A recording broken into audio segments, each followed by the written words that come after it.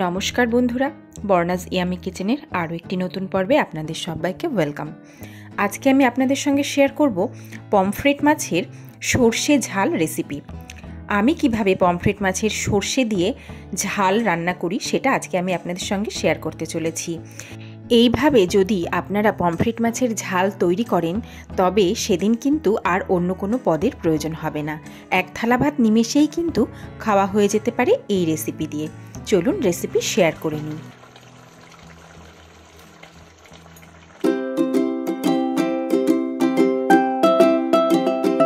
প্রথমে আমি পমফ্রেট মাছগুলোকে খুব ভালো করে ধুয়ে পরিষ্কার করে নুন, হলুদ আর একটু সর্ষের তেল মাখিয়ে নিয়েছি। সর্ষের তেল মাখিয়ে নিলে মাছগুলো ভাজার সময় তেল ছিটকায় না বা মাছগুলো ফাটে না। এখন একটা মশলা রেডি করে নেব। নিয়ে নিলাম 1 টেবিল চামচ সাদা সর্ষে, 1 টেবিল চামচ কালো সর্ষে, একটু লবণ আর 2টো কাঁচা লঙ্কা। সামান্য জল দিয়ে একটা মিহি পেস্ট আমি রেডি করে নেব। লবণটা দিলে মশলাটা তেতো হয় না, খুব সুন্দরভাবে পেস্ট হয় আর মশলাটা খেতে ভালো হয়। মশলাটা আমার মিহি করে বেটে নেওয়া হয়ে গেছে। এখন গ্যাস অন করে একটা কড়াই বসিয়ে দিয়েছি। তাতে দিয়ে দিলাম খানিকটা সর্ষের তেল। 3 টেবিল চামচ মতন সর্ষের তেল আমি ব্যবহার করেছি। এখন তেলটা খুব ভালো করে গরম করে নেওয়ার পর মাছগুলো আমি ভেজে নেব। আমি 5 পিস মাছ রান্না করব, সবগুলো রান্না করব না। প্রথমে 3টে মাছ আমি তেলের মধ্যে দিয়ে দিলাম। এক পিঠ ভাজা হয়ে গেলে অন্য পিঠটাও উল্টে ভালো করে ভেজে নেব। খুব বেশি লাল করে ভাজার দরকার নেই, মোটামুটি একটু ভেজে নিলেই হবে। এক পিঠ ভাজা হয়ে গেছে, অন্য পিঠটা আমি উল্টে দিলাম। মাছগুলো ভাজা হয়ে গেছে, আমি ভাজা মাছগুলো অন্য পাত্রে উঠিয়ে রাখলাম। এখন ওই একই তেলে আরও 2 পিস মাছ আমি ভেজে নেব। যেহেতু পমফ্রেট মাছ খুব নরম হয় তাই খুব সাবধানে মাছগুলোকে উল্টাতে পাল্টাতে হবে। এই মাছ দুটো আমার একই রকম করে ভেজে নেওয়া হয়ে গেছে।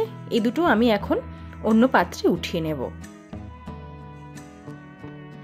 এখন কড়াইতে যে তেলটা থাকবে সেই তেলের মধ্যেই আমি বাকি রান্নাটা কমপ্লিট করব। আলাদা করে কোনো তেল আমি ব্যবহার করব না। দিয়ে দিলাম 1/2 চা চামচ কালো জিরে আর একটা শুকনো লঙ্কা ফোড়ন। ফোড়নটা একটু ভাজা ভাজা হতে দেব। ফোড়নটা থেকে যখন সুগন্ধ বেরোবে তখন একটা বড় সাইজের পেঁয়াজ মিহি করে কুচিয়ে রেখেছিলাম সেটা তেলের মধ্যে দিয়ে দিলাম। গ্যাসের ফ্লেম হাই রেখে পেঁয়াজটা ভালো করে ভেজে নেব। পেঁয়াজটা ততক্ষণ পর্যন্তই ভাজবো যতক্ষণ না পেঁয়াজের রং সোনালি হয়ে যায়। তবে পেঁয়াজটা ভাজার সময় কিন্তু ক্রমাগত নাড়াচাড়া করে পেঁয়াজটা ভেজে নিতে হবে, তা না হলে পেঁয়াজটা বাইরে থেকে পুড়ে যাবে আর ভেতর সাইডটা কাঁচা থেকে যাবে। যখন পেঁয়াজের কালার এরকম গোল্ডেন হয়ে যাবে সেই পর্যায়ে আমি কিছুটা আদা রসুন বাটা অ্যাড করে দেব। আমি এখানে 1 চা চামচ আদা রসুন বাটা ব্যবহার করেছি। এখানে রসুন আছে 2 ভাগ আর আদা আছে 1 ভাগ।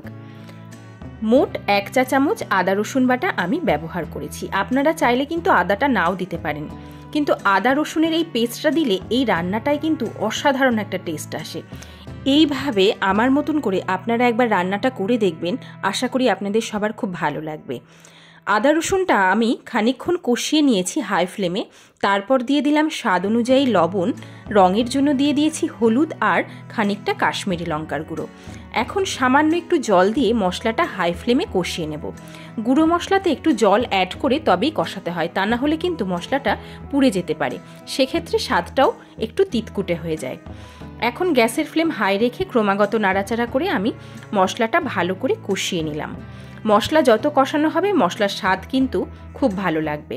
এখন বেটে রাখা সর্ষে আর লঙ্কার পেস্টটা আমি রান্নার মধ্যে অ্যাড করে দিলাম। আমরা সবাই জানি সর্ষে বাটা কিন্তু আমরা বেশিক্ষণ কষাই না বা তেলের মধ্যে কোনোদিনই দিই না। তবে যেহেতু এই রান্নাটায় রসুন আছে সেই কারণে সর্ষে বাটাটা আমি একটু সময় কষিয়ে নিলাম। খুব বেশি সময় নয়, 1 মিনিট মতন আমি হাই ফ্লেমে একটু মশলার সঙ্গে মিশিয়ে কষিয়ে নিয়েছি। তারপর মিক্সির কন্টেনারটা ধুয়ে একটু জল অ্যাড করে দিলাম। এবার ঝোলের প্রয়োজন অনুযায়ী সামান্য একটু জল আমি অ্যাড করে দিয়েছি। যেহেতু মাছগুলো ফুটবে আর এই রান্নাটা কিন্তু খুব বেশি ঝোলও হবে না, একটু মাখা মাখা মতো হবে। এখন ঝোলটা ফুটে উঠলে তারপর আমি ভেজে রাখা মাছের পিসগুলো একটা একটা করে ঝোলের মধ্যে দিয়ে দিলাম। 5 পিস মাছ আমি অ্যাড করে দিয়েছি। এখন ওপর থেকে 2টো কাঁচা লঙ্কা ছড়িয়ে দিলাম।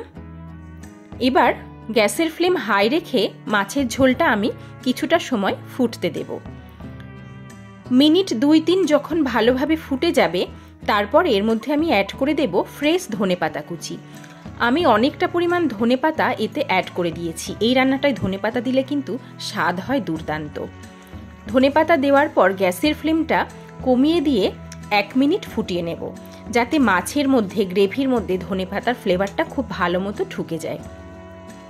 এখন সমস্ত উপকরণ একবার আস্তে করে নাড়াচাড়া করে দেব। বেশি নাড়াচাড়া করলে কিন্তু মাছগুলো ভেঙে যেতে পারে। এবার গ্যাসের ফ্লেমটা বন্ধ করে ঢাকা চাপা দিয়ে রেখে দেব কিছুক্ষণ টাইম। স্ট্যান্ডিং টাইমে 5 মিনিট রাখার পর পরিবেশন করে আমি আপনাদেরকে দেখিয়ে দিলাম। কত দুর্দান্ত স্বাদের এই মাছের রেসিপিটি আজকে রেডি হয়ে গেল মাত্র 10 থেকে 15 মিনিটের মধ্যে। গরম ভাতের সাথে এই রেসিপি থাকলে কিন্তু আর কোনো পদের প্রয়োজন হয় না। আমি বর্ণা, আপনারা দেখছিলেন বর্ণাস ইয়াম্মি কিচেন। আমার এই নিত্য নতুন রেসিপিগুলো যদি আপনাদের ভালো লাগে আমার চ্যানেলটা সাবস্ক্রাইব করার অনুরোধ রইল। সবাই ভালো থাকবেন, সবাই সুস্থ থাকবেন। ধন্যবাদ।